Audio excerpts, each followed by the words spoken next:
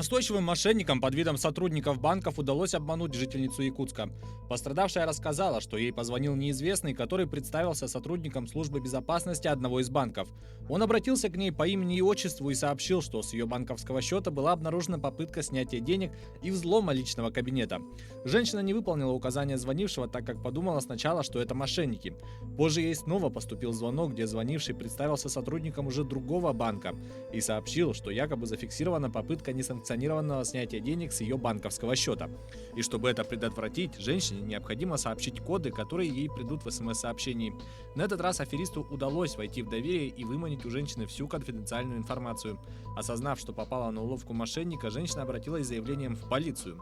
В результате у потерпевшей были похищены с разных карт в общей сумме около 400 тысяч рублей.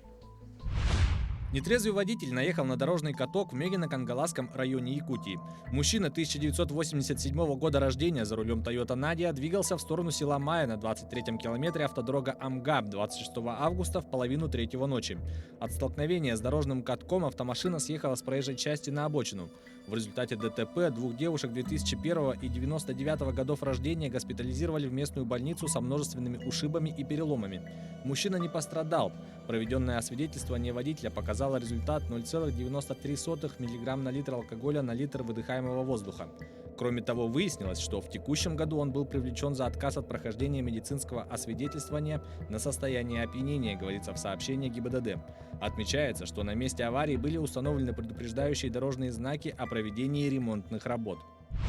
В Крыму с дна моря подняли истребитель времен Великой Отечественной войны. Экспедиция Русского географического общества вместе с Министерством обороны России подняли со дна Черного моря американский истребитель, входивший в состав полка, охранявшего Ялтинскую конференцию в 1945 году.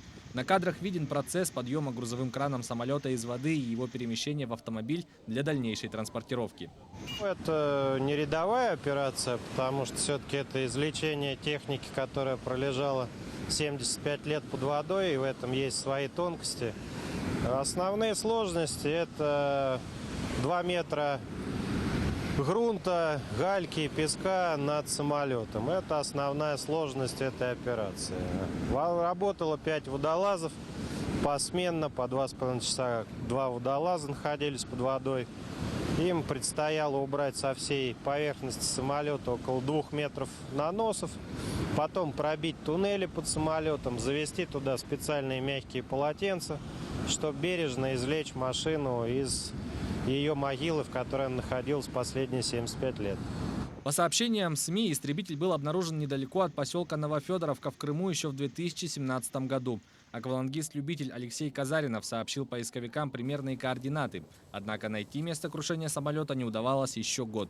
Директор предприятия подводно-технических работ Петр Ярослав Лотарцев сообщил, что основными сложностями при поднятии стали 2 метра грунта, гальки и песка над самолетом, хотя саму операцию кто-то пытался провести ранее.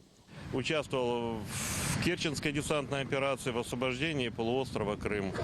В 1945 году при выполнении учебного полета был отказ двигателя, и летчик-лейтенант Шишкин сумел посадить самолет на водную гладь моря.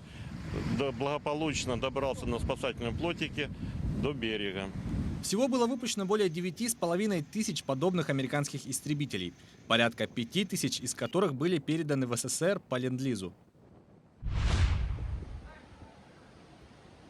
В штате Южная Каролина торнадо прошел прямо по курортному пляжу. Его сняла на видео Стефани Сеттлмир, отдыхавшая с семьей в отеле в городке Мёртл-Бич. С балкона своего номера она заметила смерч, формирующийся над океанскими волнами, в результате чего в воздух поднялся столб воды.